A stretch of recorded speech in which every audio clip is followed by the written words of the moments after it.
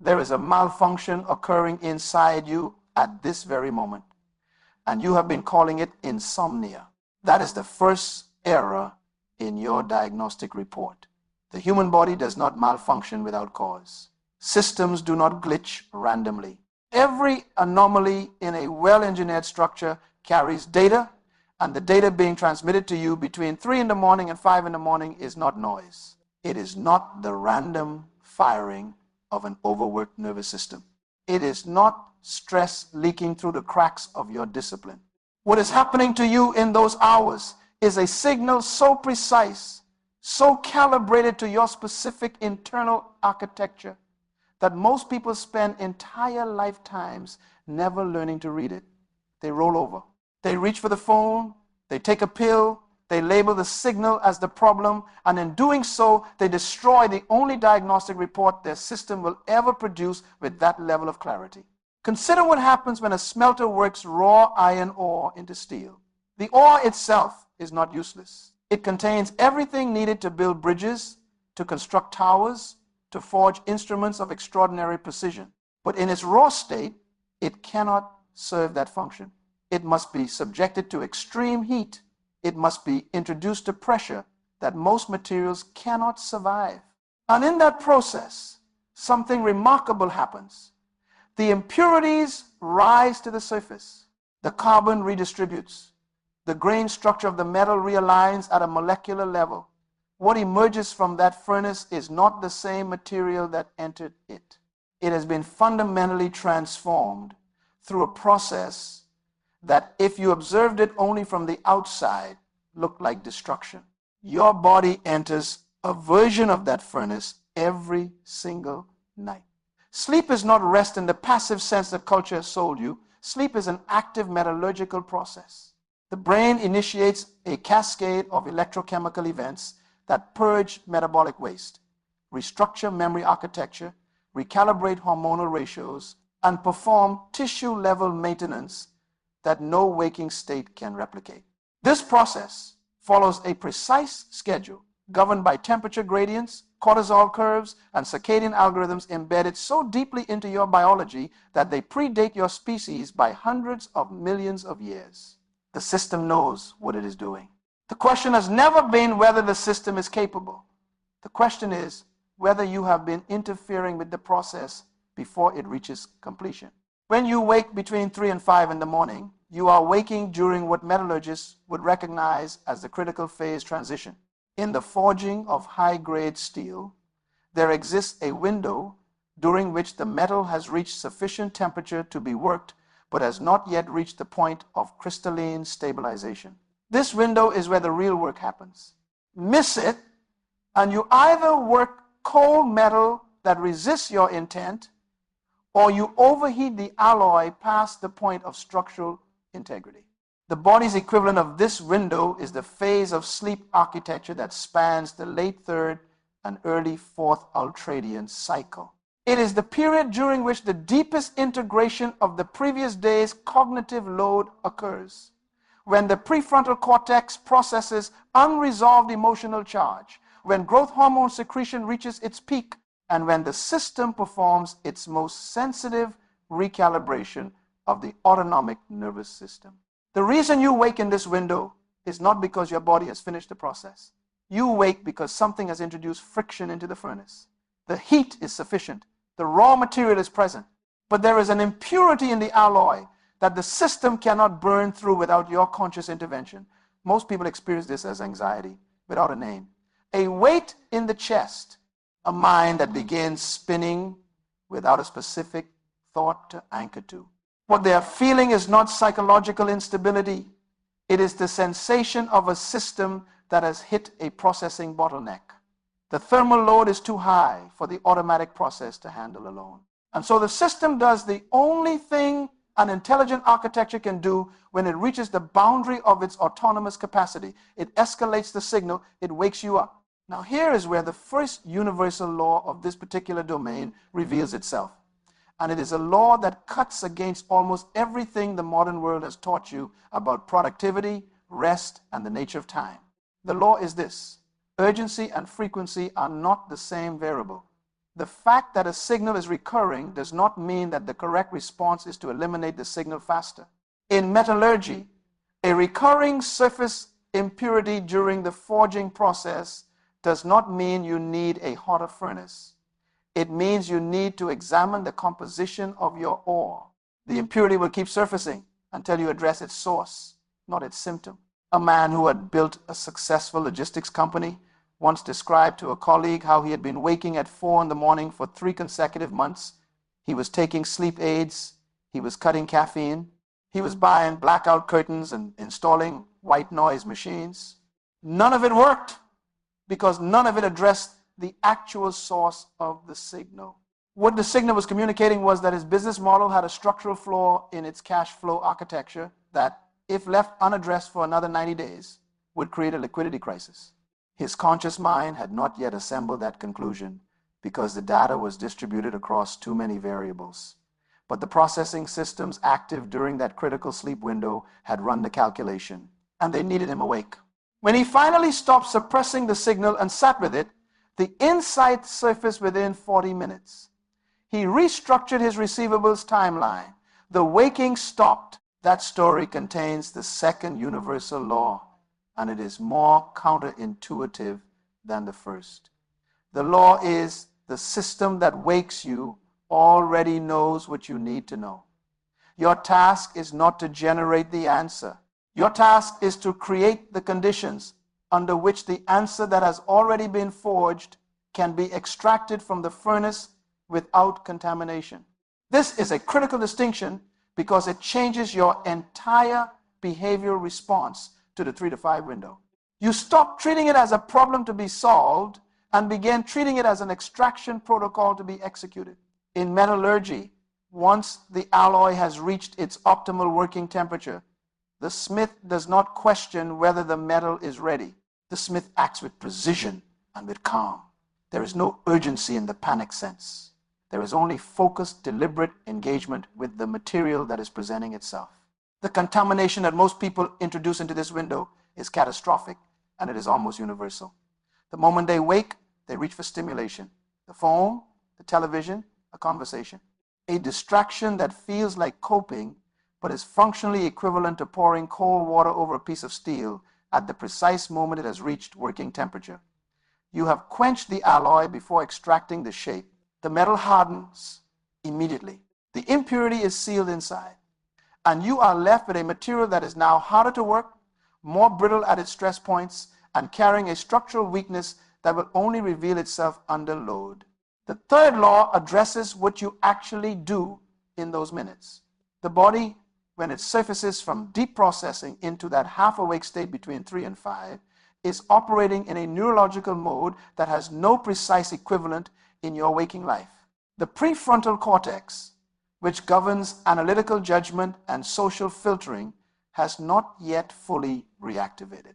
The default mode network, which handles integrative thinking, pattern recognition across long time horizons, and the synthesis of emotionally weighted information, is still dominant. This is a state that meditators spend years attempting to access through deliberate practice.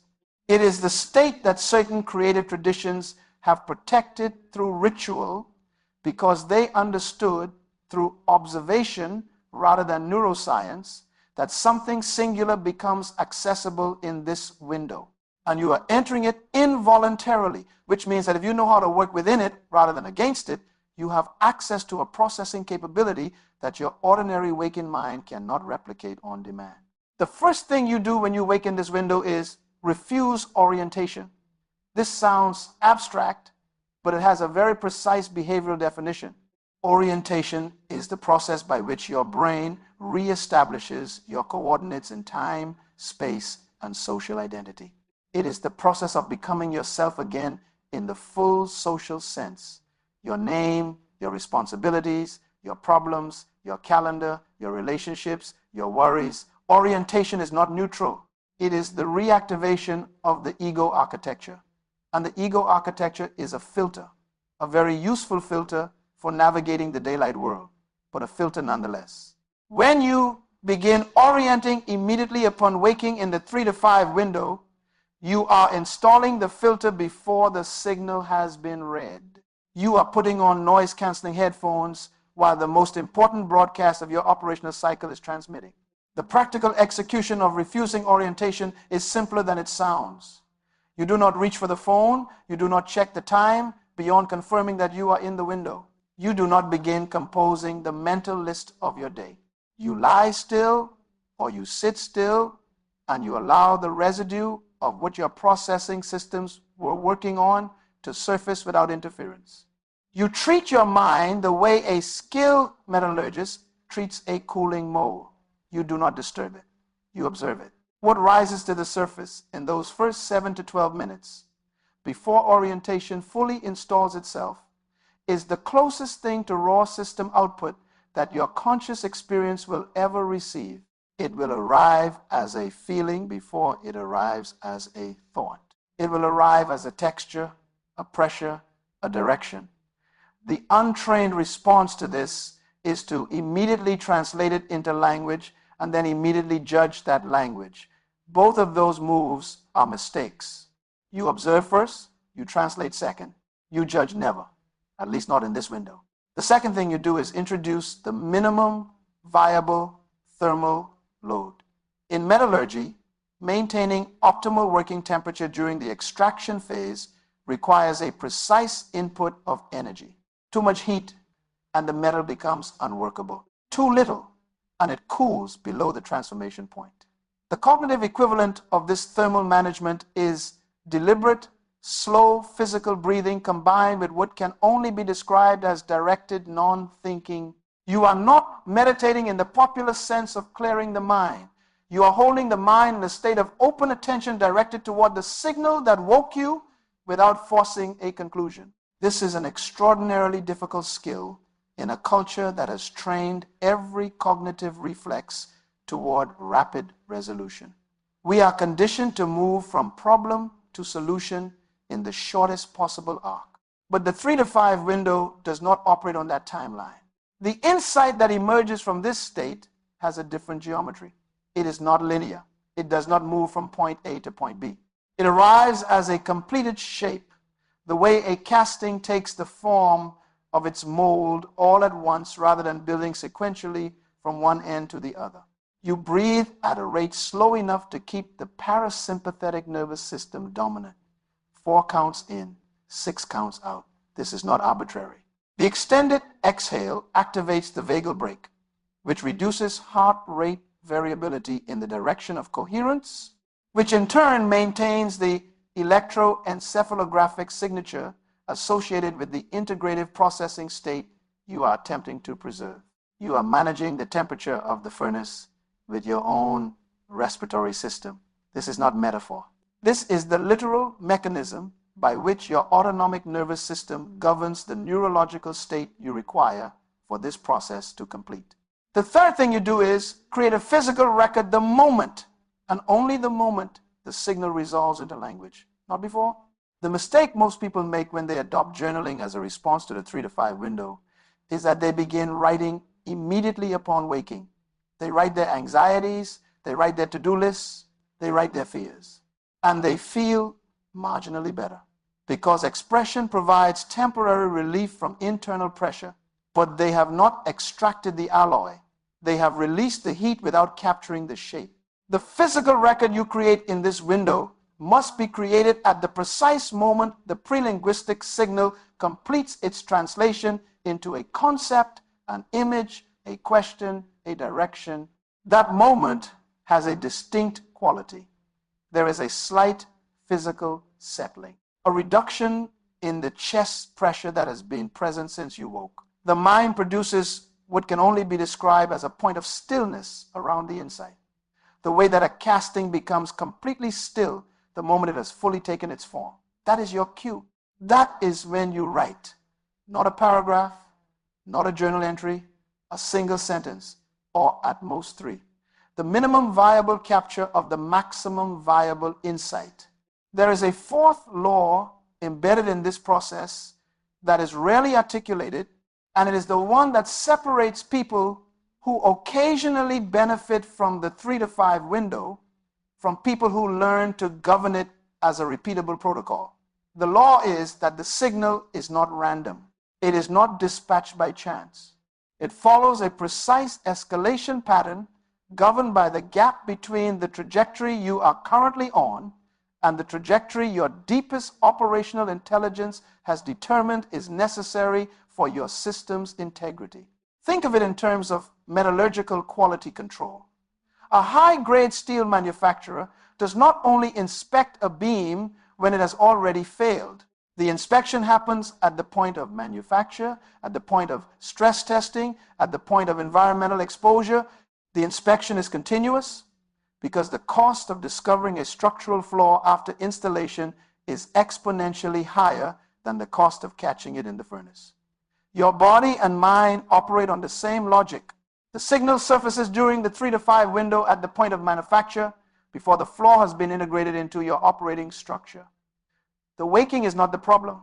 The waking is the quality control protocol. And the frequency with which it recurs is directly proportional to how consistently you have been ignoring the inspection report. A woman in the final stages of building a significant professional transition once described waking every morning at 4:15 for 6 weeks. Her description of the experience was precise. She said it felt like something was trying to get out, and every night when she went back to sleep without engaging it, it felt like something had been locked back in. That is an accurate phenomenological description of the metallurgical process from the inside. The impurity is attempting to surface. The system is applying heat. The process is doing exactly what it is designed to do. And every time the signal is suppressed, the system must restart the heating cycle the following night, which is why the pattern repeats. It will continue to repeat until either the impurity surfaces and is addressed, or the system loses the thermal capacity to continue the process, which is what we call burnout, and which is not rest, but the catastrophic failure of the forging mechanism itself. She eventually sat with the signal. What surfaced was not an insight about her career. It was a recognition that she had been designing her transition around other people's definitions of success rather than her own. That recognition, once captured, restructured the entire architecture of her plan. The 4:15 wake stopped on the 3rd day after she acted on it. The 5th law governs the 24-hour cycle that follows a successful extraction event in the 3 to 5 window. And it is this: the insight extracted in the furnace must be introduced into the structural load of your day within the same operational cycle, or it cools past the point of workability. Steel drawn from the furnace at working temperature has a finite window during which it can be shaped. The craftsman who extracts the metal and then sets it aside to attend to other tasks will return to find that the window has closed. What was malleable is now fixed. This is not a tragedy if the shape it has fixed into is the correct shape. But if the insight from the 3 to 5 window requires a behavioral decision, a structural change, a communication, a pivot, and you carry that insight through an entire day of ordinary activity before acting on it, you will find that by evening, the rational mind has built an elaborate scaffold of reasons why the insight was an overreaction, why the timing is wrong, why the status quo is acceptable. The furnace does not provide its most sensitive data so that it can be audited by the committee of your daylight fears. It provides the data so that you can act on it before that committee convenes. This is where the execution becomes ruthlessly specific. If the signal surfaces in the 3 to 5 window and resolves into a language level insight, you have until the end of that calendar day to introduce one concrete, irreversible action into your operating structure that reflects that insight. Not a plan, not an intention, one action. It does not have to be large. In metallurgy, a single intentional strike at the correct point on a piece of work steel can realign the grain structure across the entire cross-section of the material. The point of application matters more than the magnitude of the force. The action you take before that day closes is your strike. It does not have to be visible to anyone else. It does not have to be dramatic. It has to be real. A message sent, a decision committed to writing, a conversation initiated, a habit altered at the behavioral level not merely the intentional level. One real strike in the right direction. The 30-day calibration protocol for governing the 3 to 5 window as a repeatable system operates on a different logic than the 24-hour response. Over 30 days of consistent engagement with this window, using the 3 behavioral commitments described, refusing orientation, managing thermal load through respiratory governance, and capturing the minimum viable signal at the moment of translation, you are not just responding to a recurring alarm. You are rebuilding the metallurgical quality of your sleep architecture from the inside. The system learns that the signal will be received, and systems that have learned their signals will be received do not need to escalate the alarm, the intensity of the waking, the urgency, the weight in the chest. All of it moderates as the system recalibrates its trust in the protocol. What began as a jarring 4 in the morning emergency begins to shift over 30 days of consistent engagement into something closer to a gentle surfacing, a natural emergence from the deepest phase of the processing cycle. Not insomnia, not anxiety, not a glitch, a scheduled consultation with the most sophisticated diagnostic system your body will ever run. Over that 30-day window, you will also observe a pattern in the content of the signals. The first week typically surfaces the most acute structural stress points, the things your conscious mind has been most aggressively avoiding. These are often the hardest to sit with because they carry the highest emotional thermal load. But they are also the ones that, once addressed, produce the most immediate relief in the sleep architecture. The second week often surfaces mid-level tensions, the misalignments between your stated values and your actual behavioral patterns, the commitments you have been carrying that no longer serve the load they were designed to bear. The third week frequently surfaces what can only be described as directional data, not problems to be solved, but orientations to be adopted, adjustments to the heading rather than repairs to the hull. And the fourth week, in the majority of cases documented in the relevant research on sleep, cognition, and insight formation, produces either a sustained silence in the window, indicating that the most critical impurities have been processed, or a signal of such clarity and calm that it no longer feels like an alarm, but like a compass reading. None of this requires special equipment. None of it requires extended time. The 3 to 5 window is, by definition, a window you are already in when you need it. What it requires is the willingness to stop treating the alarm as the problem and start treating it as the most precise piece of self-referential data your system is capable of generating. It requires the discipline to hold stillness in a culture that has monetized your distraction. It requires the intellectual humility to recognize that the intelligence operating in that window is not separate from you. It is not mystical. It is not foreign. It is the deepest layer of your own operational architecture, running the most complex integration process your biology has ever developed, asking only that you do not pour cold water on the furnace before the work is done. Most people will read this and understand it. Fewer will act on it the first time it happens. A smaller number still will act on it consistently enough to observe the pattern shift over 30 days. And a very small subset of those people will eventually reach the point where they no longer experience the 3 to 5 window as an interruption of their life, but as a scheduled part of it. A standing appointment with the most honest part of their operational intelligence, a regular extraction from the furnace of the things that, if left unaddressed, would degrade the structural integrity of everything they are building. Those people are not more gifted.